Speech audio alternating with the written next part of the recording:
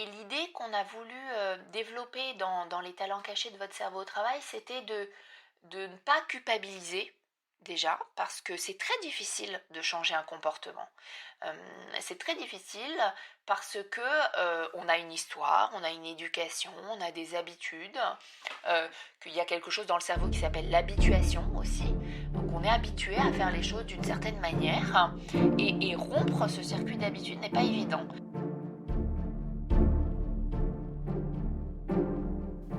Bonjour et bienvenue sur ASAP. Je m'appelle Alexandre Zermati, je suis auteur du livre Self Manager et je vous propose toutes les semaines une conversation avec une personnalité inspirante du monde du travail. Cette semaine, mon invité est Emmanuel Joseph Dailly, auteur du livre Les talents cachés de votre cerveau au travail. Emmanuel va nous donner quelques outils pour mieux utiliser nos émotions dans notre vie professionnelle. Je vous laisse tout de suite avec mon invité.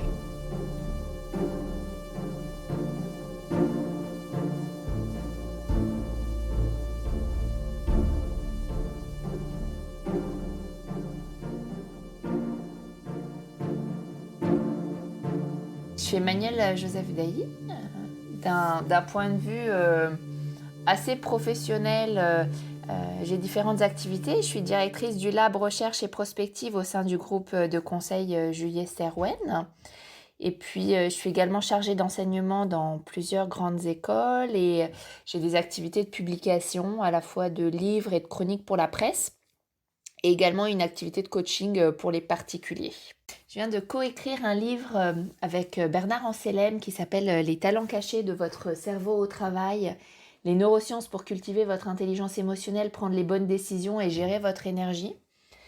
Et ce livre, c'est un peu un grand projet, une grande aventure parce que c'est l'idée de faire un pont entre le monde de la recherche, un monde souvent assez académique, et le monde de la transposition pratique.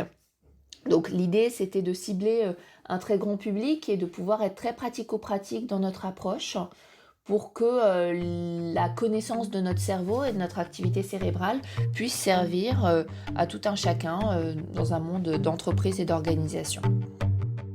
Vous n'arrivez pas à vous mettre dans votre petite tête que moi aussi j'ai un cerveau.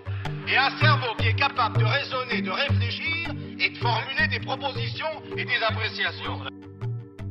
L'idée, et c'était une idée intéressante, c'était d'abord de connaître ce qui se passait dans notre cerveau, c'est-à-dire d'avoir une compréhension de nos mécanismes cérébraux pour ensuite pouvoir soit les accepter, soit y travailler, parce que le cerveau est un muscle, il bouge en permanence, il a la capacité d'évoluer en permanence et jusqu'à notre mort. Donc ça, c'était déjà une très bonne nouvelle, de savoir qu'il n'y avait pas un temps d'arrêt où on était cantonné à ne plus pouvoir se servir de notre cerveau et ne plus développer nos connexions synaptiques, mais que tout au long de notre vie, si on l'entraînait, on avait cette possibilité de progresser, de s'améliorer, de mieux vivre les choses aussi.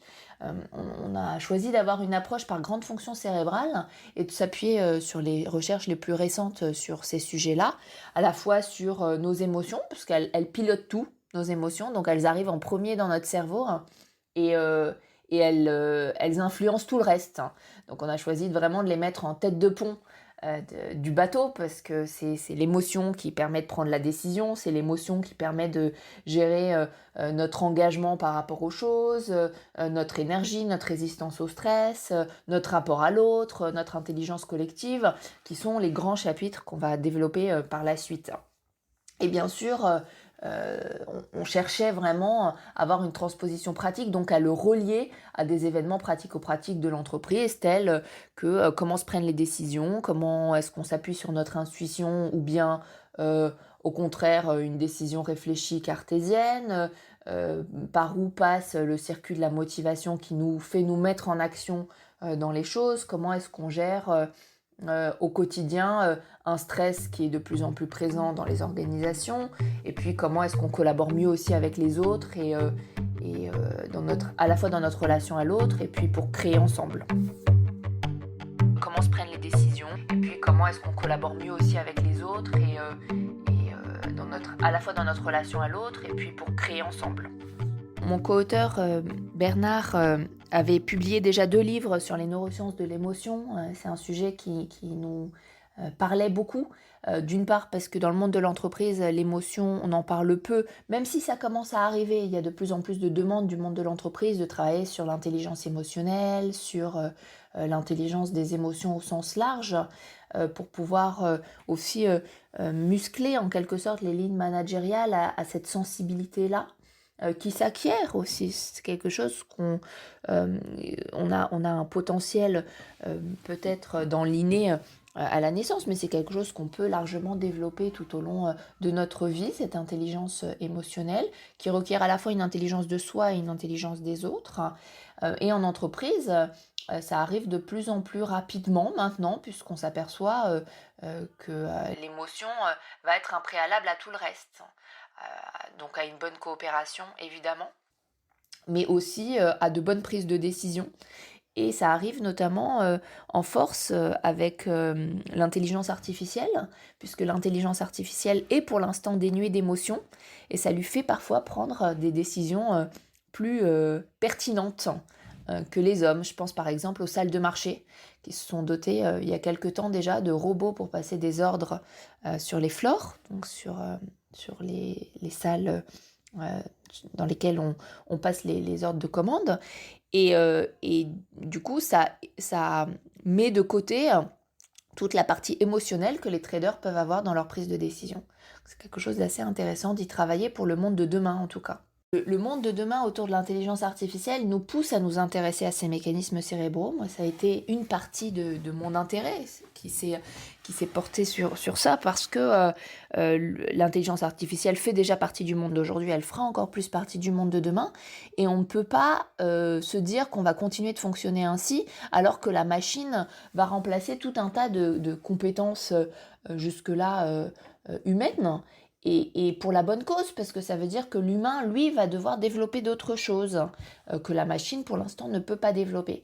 Et l'émotion en fait partie, mais l'engagement en fait partie également. C'est-à-dire qu'aujourd'hui, la capacité d'engagement est une capacité qui reste encore proprement humaine.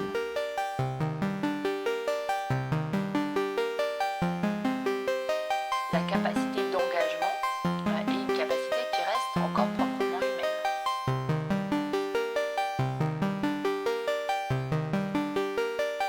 Il y a beaucoup d'actions qu'on peut mettre en place au sujet de l'émotion pour y travailler, pour la muscler et pour se dire qu'on a des techniques. Et c'est vrai qu'il y a des techniques qui sont utiles à connaître pour développer sa culture émotionnelle.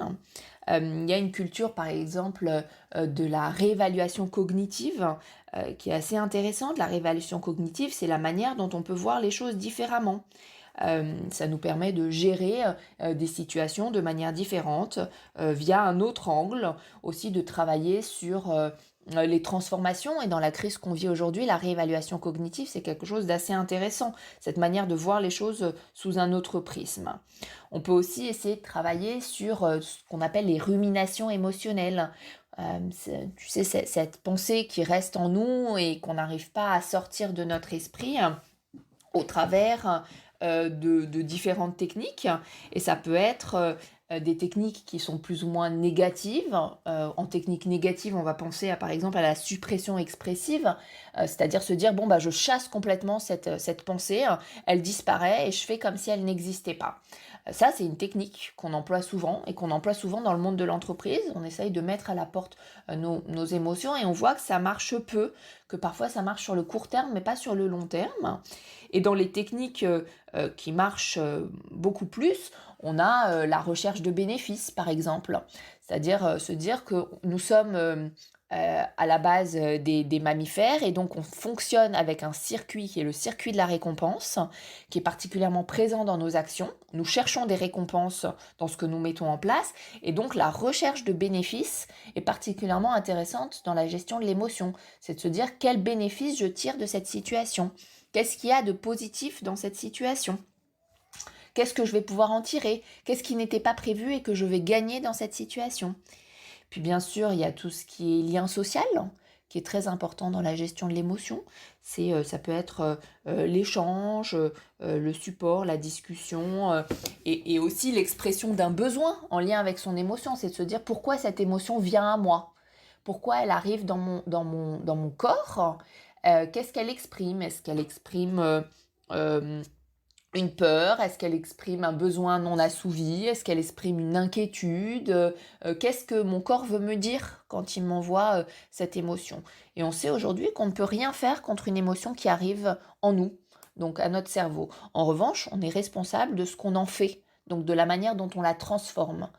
Donc quand la peur arrive en nous, ça ne sert à rien d'essayer de la bloquer. En revanche, on peut essayer de la transformer. Et pour la transformer, il y a toutes ces techniques à la fois de réévaluation cognitive, il y a aussi une technique de mise en perspective qui se rapproche de la technique de réévaluation cognitive, c'est de mettre en perspective et de se dire, bon, il y a pire en fait. Il y a pire, finalement dans cette situation, je ne suis pas si malchanceux que ça pourrait être encore pire, ça pourrait être différent. Et donc ça, c'est une technique de mise en perspective, de relativité en quelque sorte, qui est très puissante aussi, qui sert beaucoup. Il y a aussi une technique de distraction qu'on appelle distraction active. C'est on se dit qu'on pense à quelque chose qu'on aime. Alors ça peut être en lien avec la sophrologie par exemple. C'est-à-dire voilà, quand les choses vont mal, je m'imagine un paysage en bord de mer avec des goélands. Voilà, je me projette autre part. Et ça, c'est aussi très puissant et très intéressant pour le cerveau de mettre en place toutes ces techniques qui permettent d'aller ailleurs. Voilà, d'aller ailleurs dans une imagerie mentale positive. Se connaître soi-même, c'est fondamental et effectivement, c'est aussi le travail d'une vie. Le travail d'une vie parce qu'on évolue en permanence et connaître ses propres mécanismes a un effet très salvateur puisque ça permet aussi d'identifier ses propres biais. Savoir que on a des biais qui sont multiples et sur ces sujets-là du cerveau, on a aussi des archaïsmes, c'est-à-dire que le cerveau garde des réminiscences du temps où on était des hommes et des femmes de Cro-Magnon, en quelque sorte, et où nos ancêtres devaient gérer des dangers plutôt que satisfaire leur acquis, si on le résume de manière brève.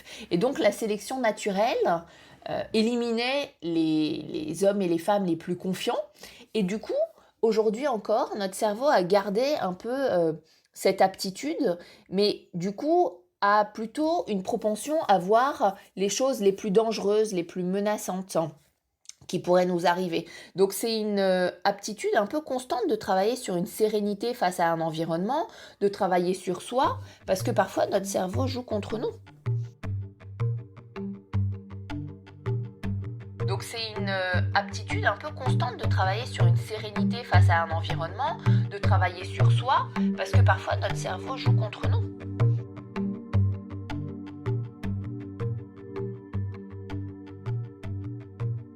Alors la crise actuelle, c'est une période de vie très spécifique. Il y a 67 millions de Français confinés, on est près de 2 milliards sur la planète. Donc il y a un stress qui est vraiment hors du commun. Il y a des journées qui sont pour certains épuisantes et pour d'autres très oisives.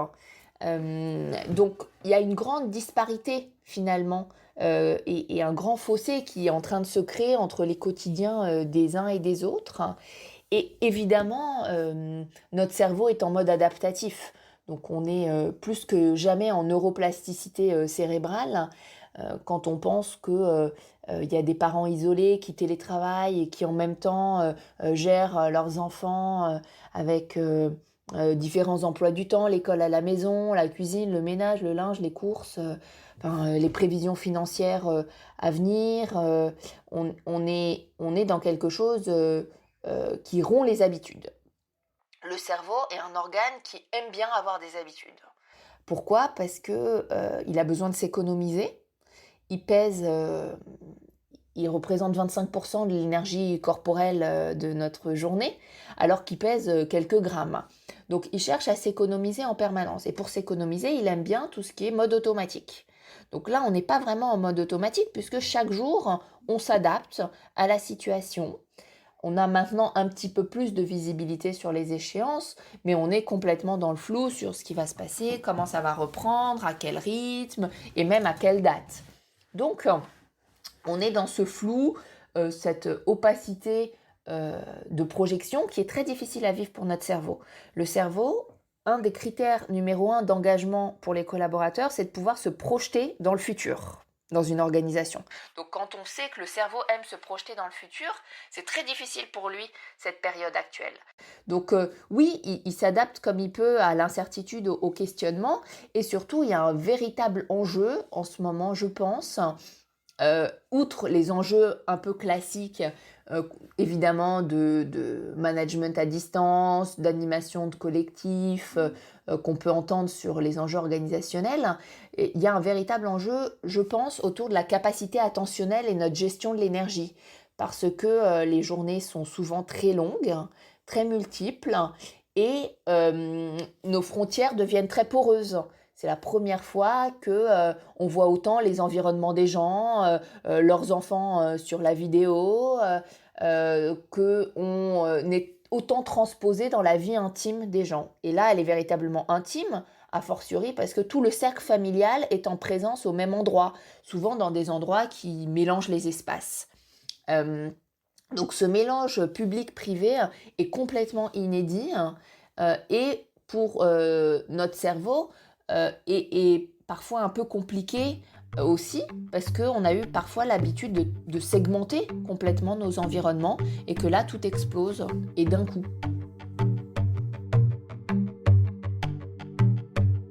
Un des critères numéro 1 d'engagement pour les collaborateurs, c'est de pouvoir se projeter dans le futur. La capacité attentionnelle, je pense, sera l'une des clés du XXIe siècle en termes d'efficacité personnelle et professionnelle.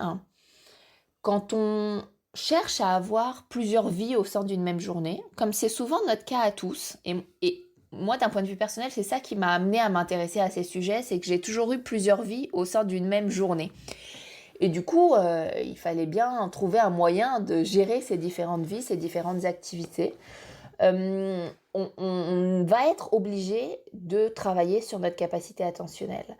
Il y a un chercheur qui s'appelle Jean-Philippe Lachaud qui fait des choses très remarquables sur les neurosciences de l'attention.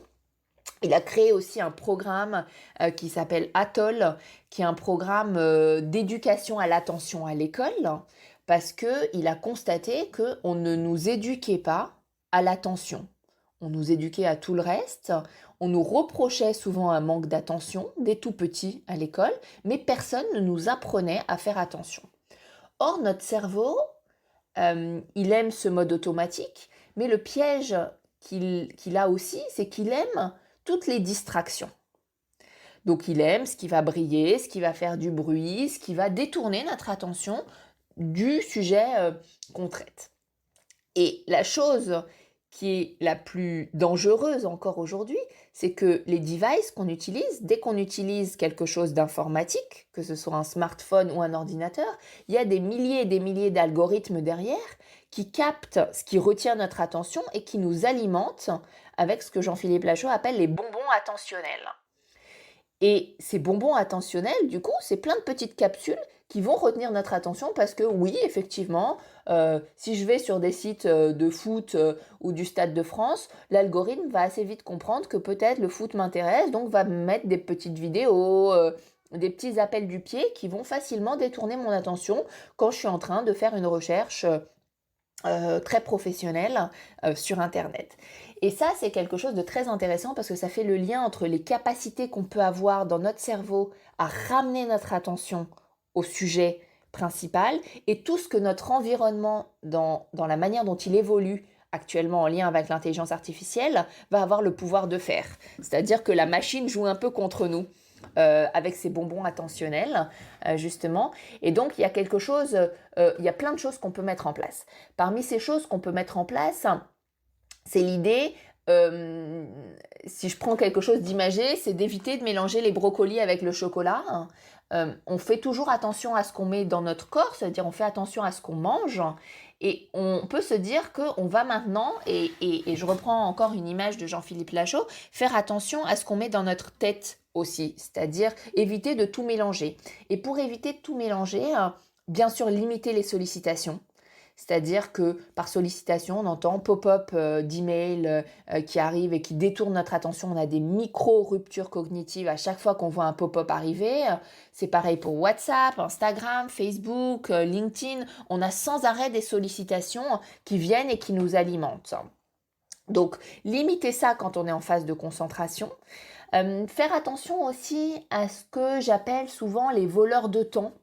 Il y a des bonnes pratiques qui consistent à ne pas prendre du temps aux autres et à s'en prendre un petit peu à soi. Je pense par exemple à l'email qu'on reçoit, qui ne nous concerne absolument pas, mais qui ont fait partie d'une mailing list globale. Je pense par exemple à cette réunion à laquelle on est invité. On va devoir y participer 5 minutes, donc on va devoir avoir un temps de présence attentionnelle de 5 minutes, mais on doit rester 2 heures dans la réunion. Tout ça, ça peut être facilement qualifié de voleur de temps et c'est intéressant de challenger ça, c'est-à-dire de pouvoir négocier ces temps-là, de rester décideur de ce qu'on met dans notre esprit. Et puis, il y a aussi la conscience de notre propre niveau d'inattention, c'est-à-dire savoir repérer les signes de notre distraction. Et ces signes, ils sont très propres à chacun. Pour certains, ça va être le son, la lumière, les objets connectés. Pour d'autres, ça va être regarder par la fenêtre, laisser son esprit vagabonder, ce qui est plutôt sain si c'est fait de manière volontaire et canalisée aussi. C'est-à-dire si on se donne ces temps-là de respiration de manière très régulière. Et par très régulière, on entend toutes les 45 minutes, ce serait bien de faire une petite pause, qui ne soit pas trop longue, mais qu'elle soit vraiment toutes les 45 minutes. Il y a une autre piste intéressante, c'est autour de la segmentation des tâches en sous-objectifs pour pas trop se disperser. Et puis, bien sûr, et ça c'est sine qua non, de connaître notre fragilité émotionnelle et notre fatigue. Parce que la fatigue mentale nous permet plus de prendre de la distance sur nos jugements et sur nos décisions. Et on sait qu'après une seule nuit blanche, par exemple, la mémorisation de toute une liste de mots est altérée. Et qu'on retient, et ça c'est quelque chose de très intéressant et de très utile quand on le sait, on retient les mots à connotation négative plus que les mots à connotation neutre ou positive quand on manque de sommeil. Donc ça laisse présager de tout ce qui peut se passer dans le rapport à l'autre. Ça se muscle dans le rapport à l'autre aussi, c'est-à-dire que quand on fait cet exercice de conscience par rapport à ce qui se passe, on s'aperçoit assez vite qu'on se prend en flagrant délit d'inattention. Flagrant délit d'inattention, c'est je mange avec mes enfants et je m'aperçois que je pense à ma réunion, que j'ai pas assez bien préparée pour le lendemain. Ou bien je suis en rendez-vous avec un collaborateur et je suis en train de me dire que j'ai pas fait le chèque pour la salle de sport ou que j'ai pas réservé le train dont c'est l'ouverture demain. Donc ça, ce sont des flagrants délits d'inattention. Et je peux faire l'exercice de ramener ma pensée à ce qui se passe. C'est-à-dire, je peux me dire, je suis en flagrant délit d'inattention, j'y penserai plus tard, voire je le note pour y penser plus tard, et je reviens à ce qui est en train de se passer. Et il y a quelque chose d'intéressant en début de séminaire. Je demande toujours aux participants leur niveau de présence, ici et maintenant, à ce qui est en train de se passer. Certains vont me dire je suis à 8 sur 10, d'autres vont me dire je suis à 3 sur 10. Et rien que cette conscience, elle va être intéressante pour eux parce qu'elle va leur permettre de se dire là j'ai dit que j'étais à 3 sur 10, attention, ramène ton esprit. Et il y a un autre axe que je leur propose, c'est si vous n'êtes pas là, présent, ici et maintenant, allez ailleurs.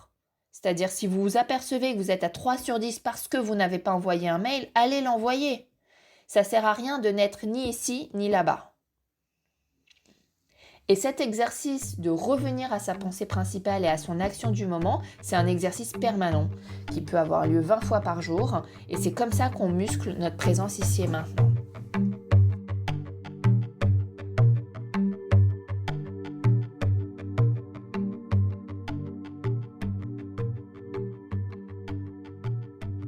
Oui, on a des aptitudes infinies par rapport à ce qu'on peut mettre en place et l'idée qu'on a voulu développer dans les talents cachés de votre cerveau au travail, c'était de ne pas culpabiliser déjà, parce que c'est très difficile de changer un comportement. C'est très difficile parce que on a une histoire, on a une éducation, on a des habitudes, qu'il y a quelque chose dans le cerveau qui s'appelle l'habituation aussi. Donc on est habitué à faire les choses d'une certaine manière et rompre ce circuit d'habitude n'est pas évident. La compréhension va être un premier chemin, l'envie va être aussi un chemin fort, c'est-à-dire est-ce que j'ai l'envie qui va me permettre d'avoir le moteur, donc d'avoir l'adrénaline qui va me pousser à aller ailleurs. Mais c'est pas suffisant, même la compréhension, l'envie ne vont pas être suffisantes. Après, il va falloir se mettre dans une volonté de développement personnel et puis aussi dans quelque chose qui va se stabiliser, qui va ressembler à un ancrage de l'habitude avec une acceptation des allers-retours possibles, des phases de retour arrière humaines complètement, quasi biologiques, puisqu'on a dans les phases de transformation une phase de retour arrière où parfois on ne stabilise pas un comportement tout de suite. Et si on fait l'exercice de réfléchir chacun à un comportement qu'on a réussi à changer au cours de notre vie, on ne va pas en trouver énormément, on va en trouver quelques-uns, et souvent on va y penser dans le cadre d'efforts qui ont été longs pour changer ce comportement, qui ont été répétés, et qui se soldent par quelque chose de l'ordre d'une récompense à la clé. Notre cerveau va se mettre en action s'il a une récompense, s'il a quelque chose à gagner à la clé.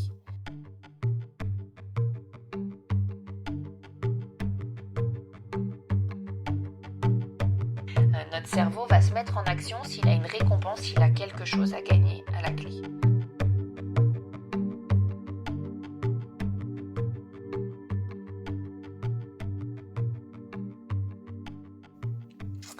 Alors, je conseille d'aller voir plusieurs choses. Il y a une BD que j'aime beaucoup de l'illustratrice Emma qui s'appelle Fallait demander, qui est publiée dans le tome 2 d'Un autre regard, qui est sur la charge mentale. Je trouve que c'est quelque chose d'intéressant, qui est un petit peu décalé, mais qui est intéressant en mise en perspective sociale, sociétale. Il y a aussi un autre livre que je recommande qui s'appelle Préparer les petits à la maternelle, qui est coordonné par Boris Cyrulnik, parce que ce sujet attentionnel, c'est un sujet qui commence très tôt, qui commence aussi dans les 1000 premiers jours de l'enfant, qui est le chantier que gère Boris Cyrulnik. Et il y a un lien très fort entre notre capacité attentionnelle adulte et la capacité qu'on a développée enfant.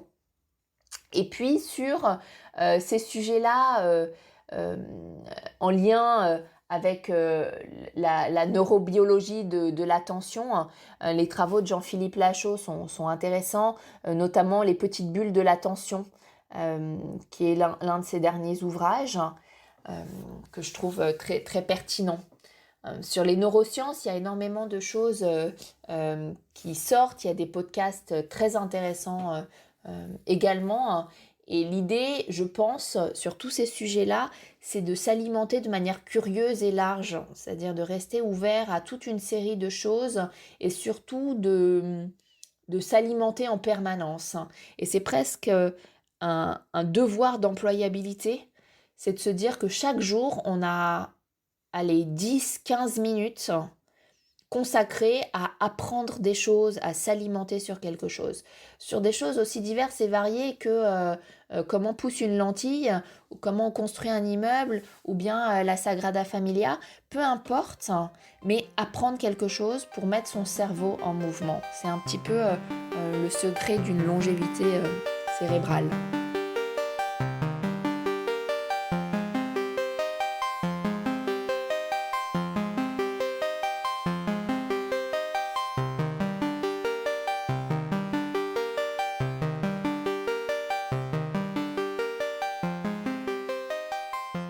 Aujourd'hui, la crise actuelle nous permet de voir que on ne fonctionne pas en tant qu'individu, mais vraiment en tant que groupe. Moi, je suis anthropologue de formation, je suis chercheur à l'origine.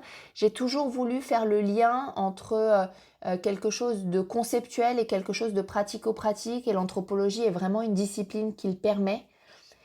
Et je vois dans la crise actuelle beaucoup de choses de l'ordre de la communauté qui sont en train de se jouer. Et pour résoudre les sujets qui sont les grands sujets qu'on vit, pas seulement de la crise du Covid, mais les sujets du 21e siècle, je crois qu'il y aura un vrai enjeu de groupe, de partenariat au sein des couples, mais aussi d'éducation familiale, mais aussi de rapport à l'entreprise et à son organisation. Plus éthique, plus responsable, des rapports de confiance, des rapports d'élégance aussi qui vont être importants et que on se sent en sérénité pour travailler efficacement quand on a ces différents appuis. Merci à Emmanuel d'avoir accepté mon invitation et si vous aimez ASAP, je vous invite à le noter 5 étoiles sur Apple Podcast et à en parler autour de vous. À la semaine prochaine pour un nouveau numéro d'ASAP.